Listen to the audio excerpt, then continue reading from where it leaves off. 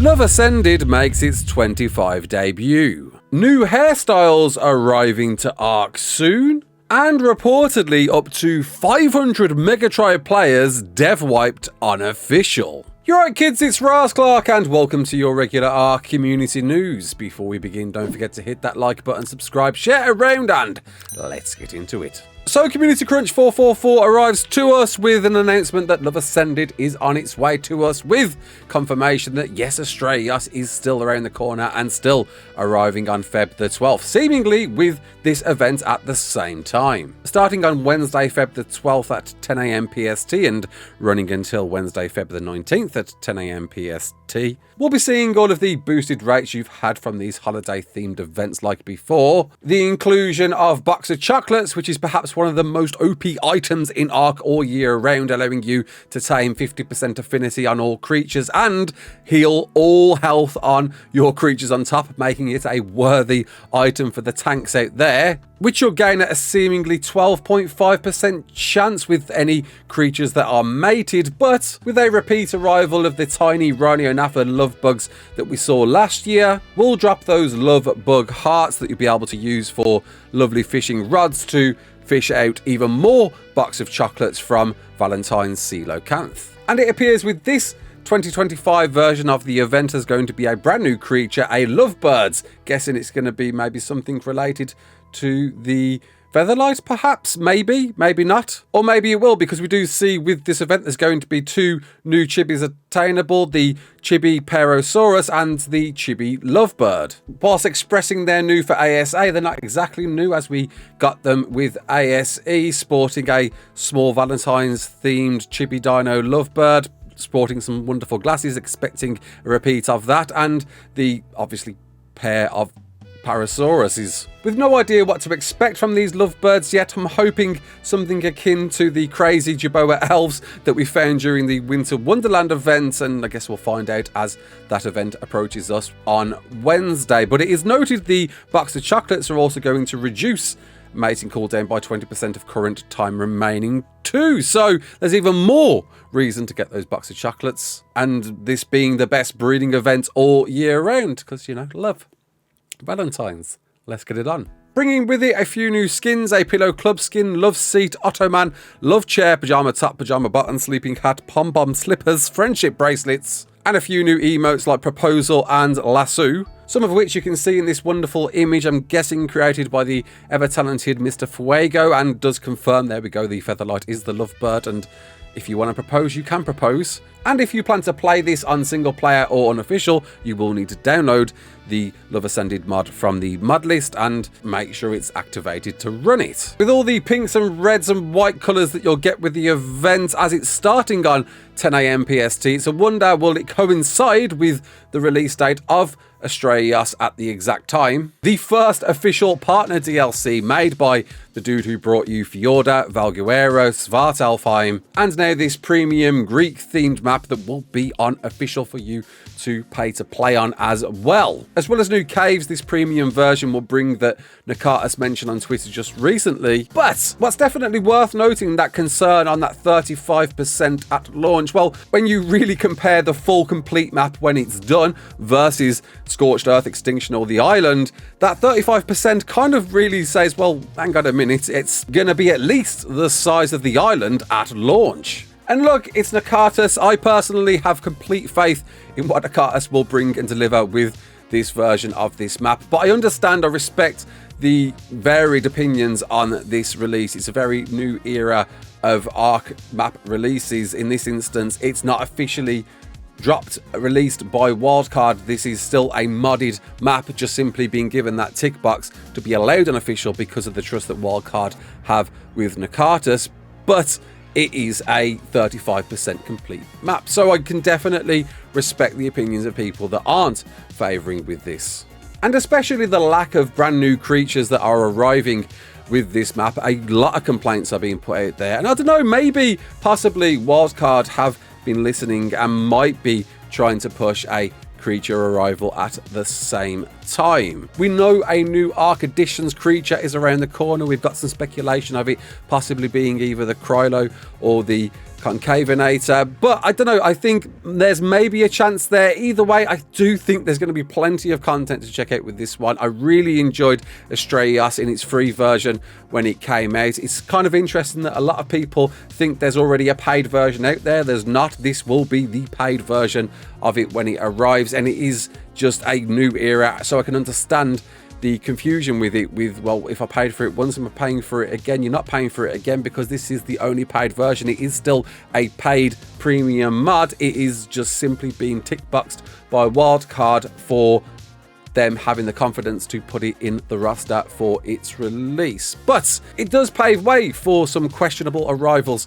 in the future. I can agree with that. A map being dropped, a premium map that's not fully complete, that's paid for, that's part of the official roster. I can see that, and I can see if we're accepting of that, can we see a current continuing trend of that with more map releases in the future? And, well, on the other hand, you can also see it as being unique, great opportunities for mod authors to have their maps being brought into the official roster too, creating a giant wealth of maps, premium mod maps being added to the cluster, but them being not fully complete when added to the cluster. I definitely understand the concern there. I'm definitely forgiving with Astraeos, simply because you can see, as we saw with that image earlier, the scale of the map, even at 35%, is definitely big enough as it is, and it's gonna grow ever longer. Either way, you know I love this. You know I love Nakatus's work. There is no better asset for Wildcard and Ark than Nakatus, and I'm sure the dude will deliver. But only a few more days to wait for its arrival, and I'll be there checking it out with you, hopefully live. We'll see what happens. So Feb the 12th, we'll see you soon, Grecian Warriors. As well as skins, structure, cosmetics, they're a thing that'll be arriving, or have already officially arrived to Ark, but definitely a complementive sort of skin that you'll want to bring into Astraeos to don your Greek builds on the Greek map. Something I thought that was already out there, but I guess not. But either way, it's coming, so download it. Accompany it, Skin Cosmetics. You can do these, you can download these, as well as a bunch of other cool, awesome mods, all showcased in the recent community showcase spotlight, showing off some new, very Wukong looking skins from James Uwu, who made Heroes of the Ark premium skin mod. Shooter McGavin, watch out. A new Rhino Dragonfly costume if you want to adorn a nice, prettier look to your dragonflies. Blink and you miss it custom kit gamer. Simple chibi displays, statue packs if you want to turn your creatures into stone, and you might want to if you're playing on Astraeos soon when you meet Medusa. Super fast storage box flame bear mod, who doesn't want a bear on fire? And a TLC to Big Al's Marax, which we checked out a while ago. Looks even meaner than it did before. Good grief, very fitting to Extinction, as well as these wild, insane creatures. Mechanical Apostle, bringing a wealth of fantastically creatively animated creatures I really, really love the look of.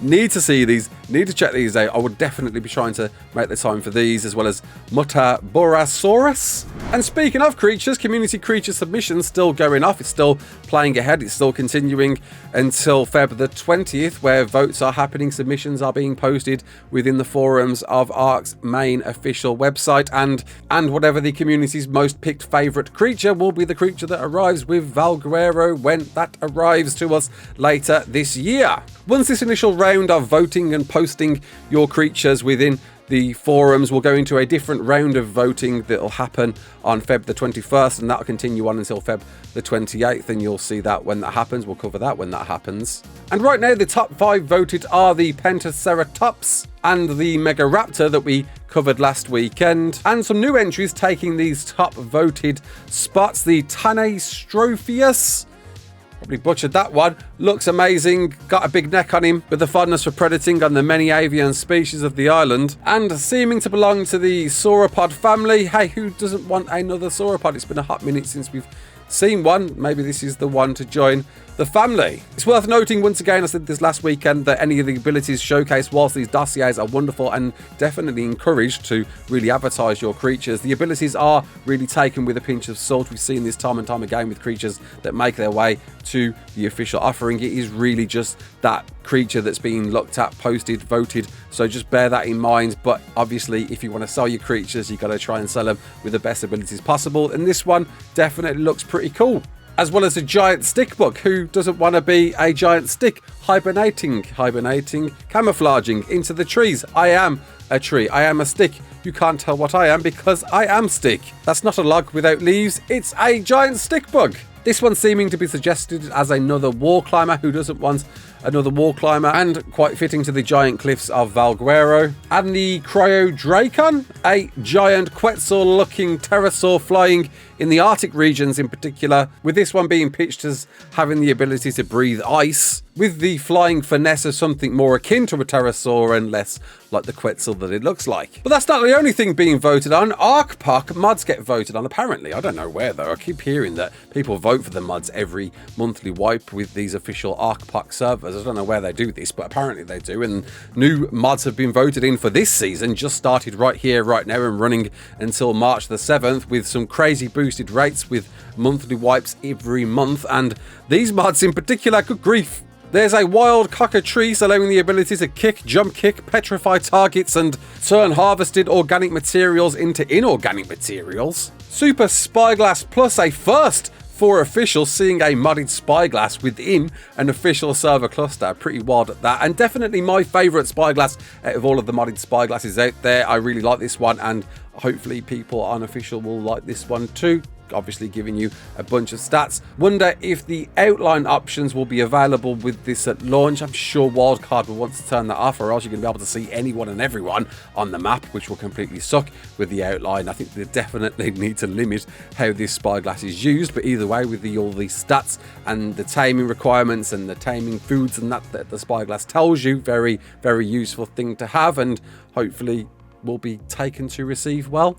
As well as a solo farm mod that allows you to put creatures into farm mode. Oh, hello, pal world. A ported Desmodus, which is really interesting considering this is a creature, of course, that arrived with Fjorda on ASE, and we won't see it officially in ASA until Fjorda arrives late next year, but it's here. Wildcard have given it the go-ahead to be at least allowed in the modded form that it will be on Arkpoc. Desmodus in Ark is insane, but then again we did see the Griffin in the last season of Arkpoc. Showcased by me and Vino, playing around with the Griffin on Arkpoc last season. Had a lot of fun with that, definitely swiping people, killing them where they stand, and the crazy, wonderful Colossus Scorpion that definitely needs some balancing after we checked out what that could do. As well as a change dino gender mod, as well as a range of weapons offered through Scrap Age Weapons mod, and obviously very fitting to Extinction Wasteland custom cosmetics. So a sweaty time again for all PvP players out there. If you want a bit of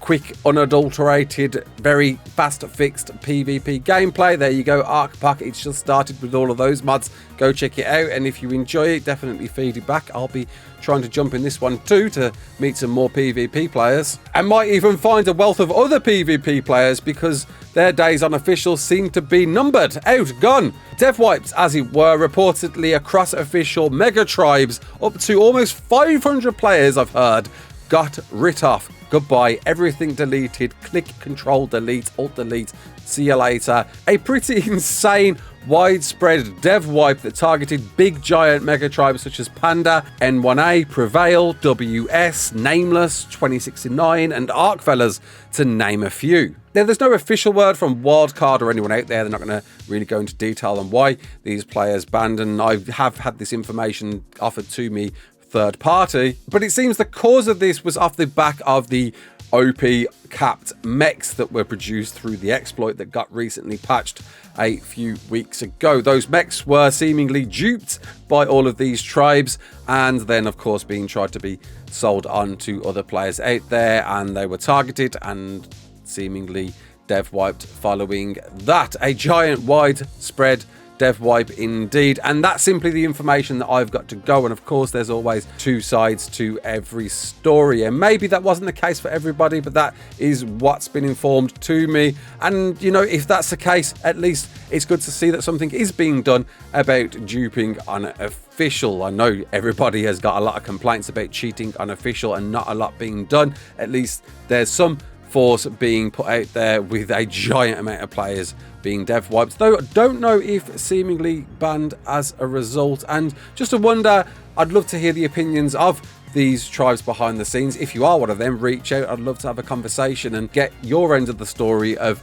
how it all went down and if it seemingly was just simply down to duping. And it doesn't stop there in the world of Ark. Grove Street Games have started to crack the whip on Ark Mobile as well, with Uncle Grove mentioning that they banned 6,326 players quite recently on Ark Mobile due to exploits and cheats, with some severe harsh words, including that they'll take legal action against any parties actively selling cheat tools and applications. Something I would love to see from Wildcard themselves too, really putting their foot down on telling cheaters, you know, there is consequences to what you're doing. It's great to see at least Grove Street Games are going wild on enforcements with even more bans. Just recently, yesterday, 1,612 bans on top, with them obviously trying to ensure a fair and balanced multiplayer experience. A platform that has really taken off. A lot of people are playing Ark Mobile more than I think anybody expected. And it's coming, Ragnarok. It's coming next month to Ark Mobile at the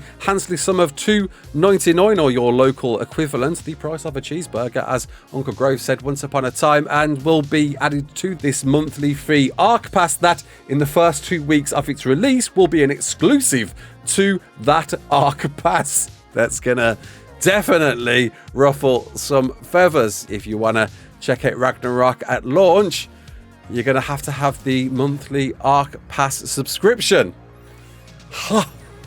And look, mobile's mobile. It's a monopoly of monetization. I really hope these sort of strategies are kept with just mobile. Do not be bringing that sort of thing, exclusive lock-ins on these maps for the other platforms. You know, mobile's mobile, and I'm sure this is met to a lot of anguish. Is it the right way to play? Me personally can't say I'm a fan. The ploy is the obvious ploy that it is, and it just reeks of money grabbing. Whilst I don't know the actual stats, it does seem that the adoption of Ark Mobile has well exceeded anyone's expectations, and therefore you would think is definitely doing well for the company. Either way, you know, there will be brand new servers offered when Ragnarok is allowed as a standalone downloadable map after the 2 weeks of exclusivity, but gives me less reason to play it, I'll tell you that for free. And if you don't know, the Valentine's event will be making its way to Ark Mobile too. I don't know if that's a first for a event that's akin to the other platforms, but that's happening with Mobile Edition, and you'll be getting it from the 14th of the 2nd running until the 16th, following which we'll see more QOL changes to Ark Mobile, such as increasing structure limits and additional single player settings.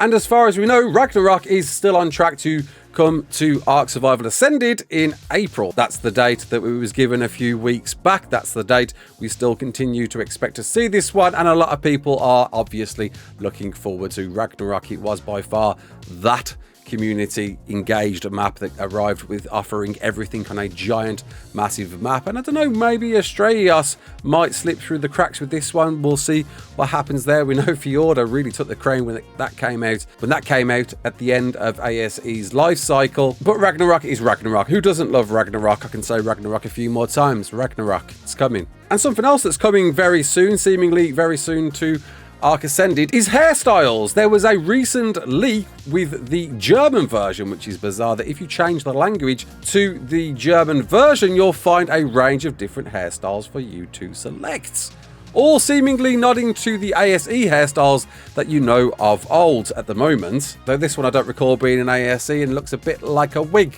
But with no official word from the devs, it's going to be assumed this was simply an error, and it is within the dev kit as we speak at the moment, because there is going to be support for custom hairstyles in the future. Jeremy put a tweet out late at the end of last year mentioning that custom hairstyles and custom emotes would be arriving in the form of cosmetic mods like the skins that we've seen so far, and did say we'd expect around a Jan release. So I'm guessing they're going to roll these hairstyles out for us to use as a bit of a demonstration of how to use cosmetic hair, maybe. So I can only assume we'll see more about this over the next couple of weeks. And a big credit to Aries, who discovered this and then passed this into a Discord that Akirimu posted, that NanoStel tagged me in to pass the word on to you. And another cosmetic-based thing that's rolling out, Jeremy posted a tweet about this just yesterday, battle rigs. You know, battle rigs, we love them, custom cosmetics for battle rigs. We've even got one of our own. Sandy made us one, a Raasclark themed battle rig cosmetic. Well, there's going to be a showcase of what we can do with these. Jeremy posted this video explaining that we can replace the complete look of battle rigs into any different mesh that we want. So Batmobiles, anybody? I completely agree. I just wish that I could drive my battle rigs from A to B without getting stuck anywhere. I think it's very important that the battle rigs definitely are working perfectly unofficial and not suffering the issues that we're still facing following the giant patch that we had last weekend, which definitely fixed a lot of issues with the battle rigs, but there are still issues with the battle rigs. And championing new custom cosmetics when those issues haven't been challenged, I can imagine is going to be met to a bit of a mixed response there. However, custom cosmetics are very cool to see. This one looks awesome. Can't wait to see more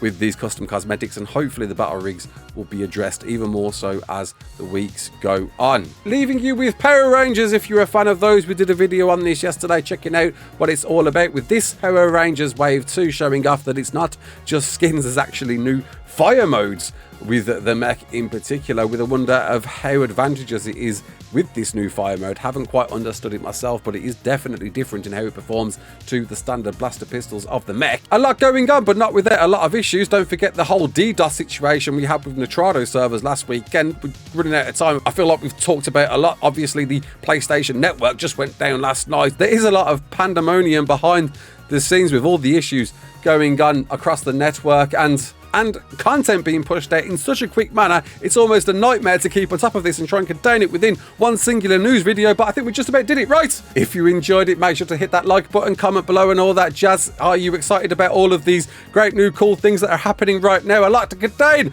Until the next one, my name's Raasclark. Don't forget to like, share and subscribe, and as always,